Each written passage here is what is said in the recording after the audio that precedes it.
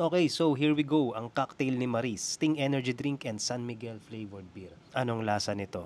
Tikman natin.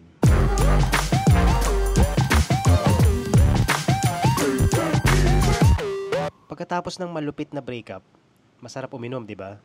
Magpakalasing para makalimutan mo yung heartbreak mo. Ang sakit, pare. Parang si Maris at saka si Rico. Kaya napaisip tuloy ako. Kamusta na kaya si Maris?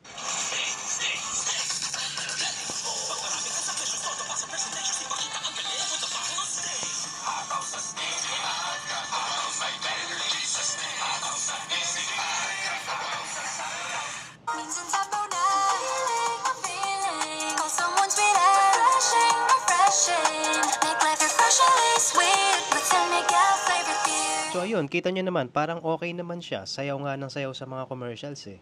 Speaking of commercials, what if paghaluin ni Maris yung dalawang drinks na ine-endorse niya? Sting Energy Drink mixed with San Miguel flavored beer. Pag ginawang cocktail, anong lasa nitong dalawang to? Makakahil kaya ito ng nadurog na puso? Malalaman natin. So, ang Sting Energy Drink ay obviously, this is a stimulant. Ibig sabihin, pampagising. Iniinom to para magka-energy. Kaya nga, energy drink eh. Obvious. Ano bang ingredients ito? Tignan muna natin. Carbonated water, sugar, acidity, regulators, citric acid, sodium citrate, artificial flavors, taurine, and some other chemical ingredients na hindi ko nababasahin lahat. Bumili na lang kayo sa tindahan para malaman nyo kung ano yung mga nakasulat dito sa likod.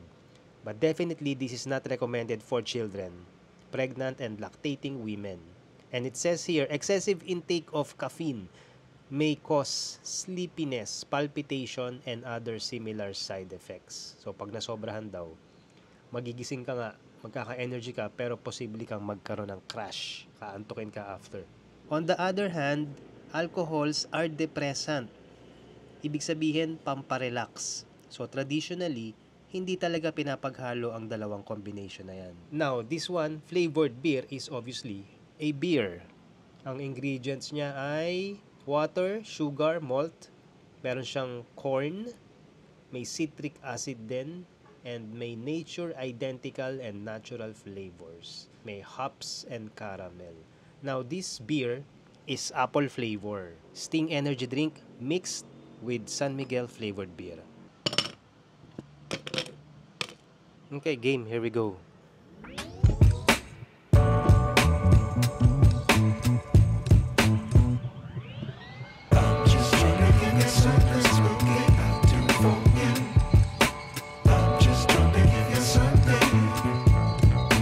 The color is very beautiful because red yung Sting. Obviously, na-overpower niya yung kulay ng beer. This beer is only 3% alcohol by volume, so it's very low on alcohol. And the Sting, of course, walang alcohol yan. It's just caffeine. Let's mix it. And then for the cherry on top, let's put a cherry on top para mukhang legit na cocktail. Okay, so here we go. Ang cocktail ni Maris, Sting Energy Drink and San Miguel flavored beer. Anong lasa nito? Tikman natin.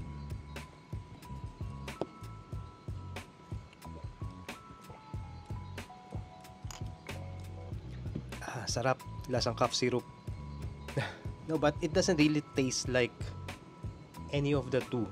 Maganda yung combination niya. Yung ano bang flavor nito? So, it's strawberry flavor pala tong Sting.